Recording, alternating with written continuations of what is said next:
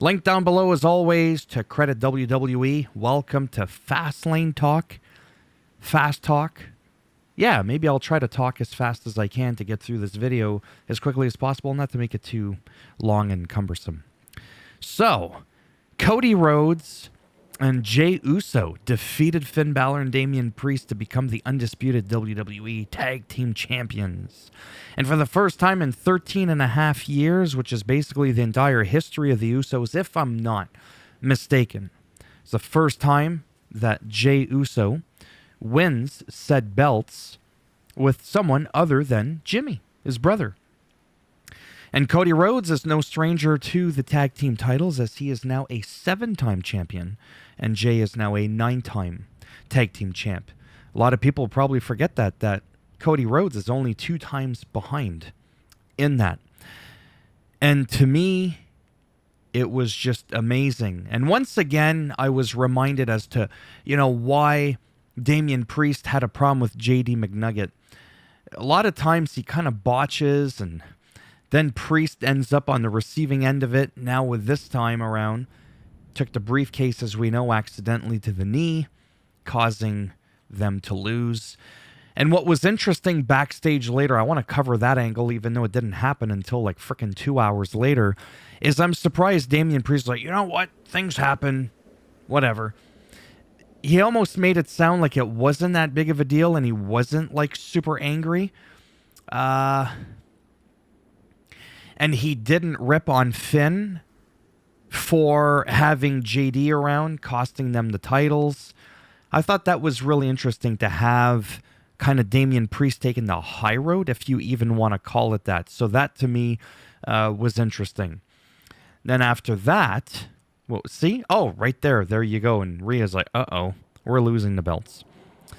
Wow. Oh, boy. Yeah, that was just awesome. And so was the next one with Rey Mysterio, Santos Escobar, and later in the match, Carlito, and they defeated Bobby Lashley and the Street Profits in a 6-man tag match. And if my memory serves me correctly, the Street Profits came out for the first time to a different entrance theme. But it didn't last long because then Bobby Lashley came out. I really enjoyed the match. What I didn't like, and this is no knock on anybody, was when Carlito came out, he was only around for like what felt like a minute, if that. And then the match was over. I just would have wished that at the beginning of the match, they would have had like, drum roll or whatever. Who's the mystery partner? And then you bring him out and you have like this nice long match with Carlito. But it didn't work that way. Last time we saw him, I believe, was at Backlash back in May, the end of May in Puerto Rico. He's such great shape. He's matured a lot. I've heard him in interviews. He is officially, apparently, supposedly, allegedly contracted by the WWE since the summer. We just haven't seen him. I'm happy for him, and I really, really hope that we get to see more of him. He's not just a nostalgia act for me. But I have to admit, that's probably a big part of it. Just the whole thing with how he's matured. He's come such a long way in his personal life. And with his physique, not that there's anything wrong with people that look like Sami Zayn or your Kevin Owens and all that. Not everybody's got to be big and ripped and buff and stuff like that, like Bobby Lashley or whatever. But I have to admit, when somebody gets older and they get an even bigger shape, they add the muscle on and all this, and they're still honing their craft, it's hard for me not to respect that. So I can't wait. What a great way to start off Fastlane. Like, it was just incredible. So the match as a whole, for me, yeah, this had the E in WWE. Same thing with this here. This was just a really good time. Really, really was. A lot of great moves and such. I love watching Rey Mysterio pushing 50 and operating on a level like it was his debut. Just really incredible. That was something. The women here did phenomenal, in my opinion, in the triple threat match. I just didn't like the way it ended. I even put the word stupid ending. I get it. It's a heel thing and all that.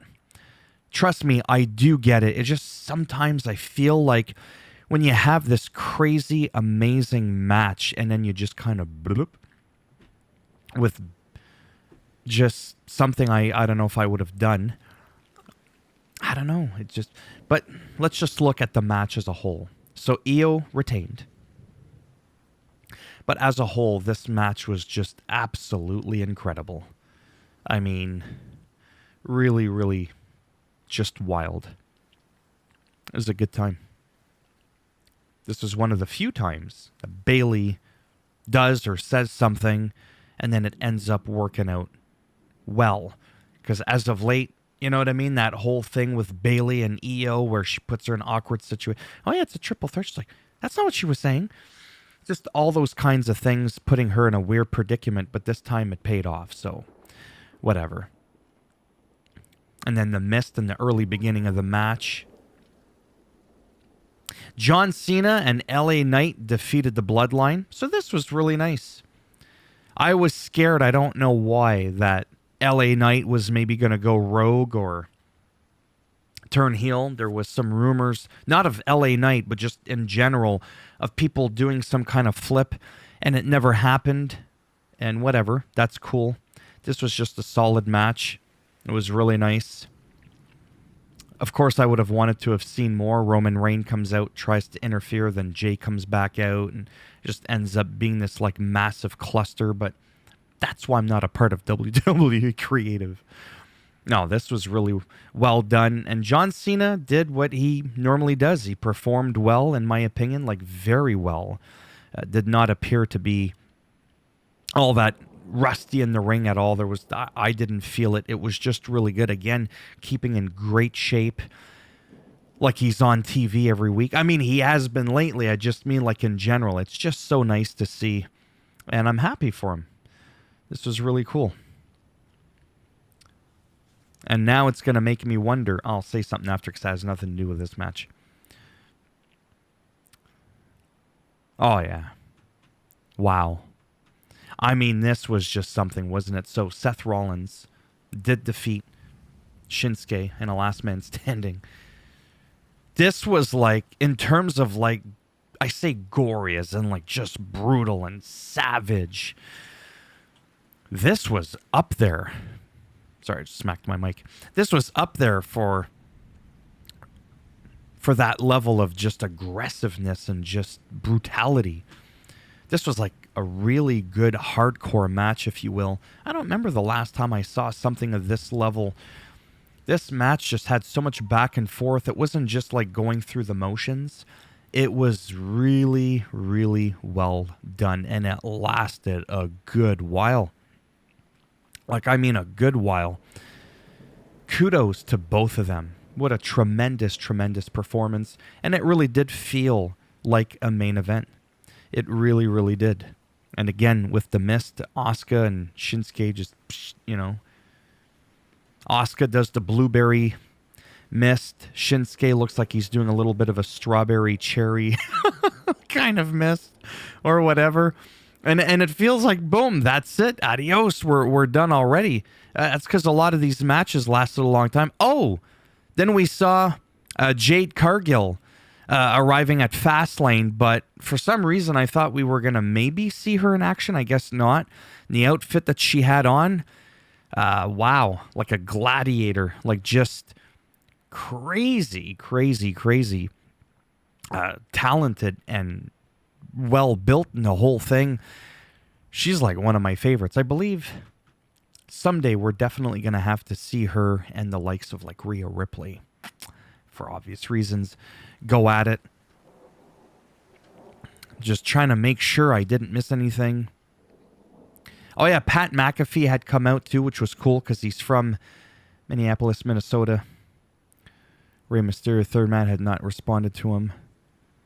Oh, yeah. This is just... Oh, yeah, then there was that little sketch in the back with Xavier Woods, Bad News Barrett, and Booker T 5-time. They were talking about the pizza and all that. Yeah, this was just something. Yeah, that was the backstage thing where Damien was like, you know what, I am going to cash in tonight. I don't care what you say. And then Rhea's like, you know what, just give me that briefcase. That would have been quite the twist. Imagine that. Then you could have pushed more heat between Finn Balor and Damian Priest. We lose the titles, you go out, you cash in. I get that you're Senor Money in the Bank. But as we know, Finn Balor's been after that title forever on Seth. I think it would have created even a bigger wedge, and then the whole JD McNugget thing. Priest could have been like, look, I'm just done. If you want to be with him, whatever. Finn's got to go. I'm expecting him to do some kind of face turn at some point. At least I'm hoping.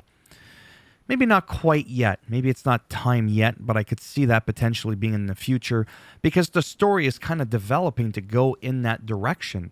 We could do a highlight recap of all the moments where there's been crazy tension between Priest and Finn. You don't really see any between Priest or Finn and Dom Dom. You don't. So we'll have to see how that goes for the future. I don't know if on Raw or SmackDown moving forward, if we're going to see more of Carlito, or if this was one of those, once again, just like here and there it's going to happen, which would seem kind of foolish because with all due respect, Carlito is getting a little bit older. He's around the age of some of the other superstars actually in here. I think he's around the same age as Priest and all that in the early 40s, which is my age. We'll just have to wait and see. But don't just have this guy show up once or twice a year. That would suck no matter how well you pay him. So I enjoyed myself. I would have liked to have seen a bit more. I'm not too sure why we didn't see Kevin Owens and Sami Zayn, but moving forward, I could totally see like Sami being like, oh, wow, congrats, guys, that's amazing. And then, all right. And Kevin Owens being like, yeah, that's great. Those should be our titles. And then he just like keeps flipping out and all that. We'll have to wait and see. I want to leave this here because, like I said, it felt like it was a really long show, but this video was really quick, which is good. As always, if you liked the video, go ahead, give it a thumbs up. It does greatly help support the channel with the algorithm and making me a little bit more relevant in the search results, so people say, when people are looking shit up. And if you want to subscribe to the channel, or no, if you didn't like it, I almost forgot. Go ahead. Give it a thumbs down. We'll bend it in half, twist it. We'll break off Solo Sikoa's Samoan spike. You'll get Samoan spiked right in the derriere in the back end. That's disgusting. I'm going to stop right there. If you want to subscribe to the channel, naturally that would be great. But if not, I don't blame you after that comment. And yeah, thanks for stopping by anyways. Take care. And maybe I'll see some of you in the next one. Bye for now.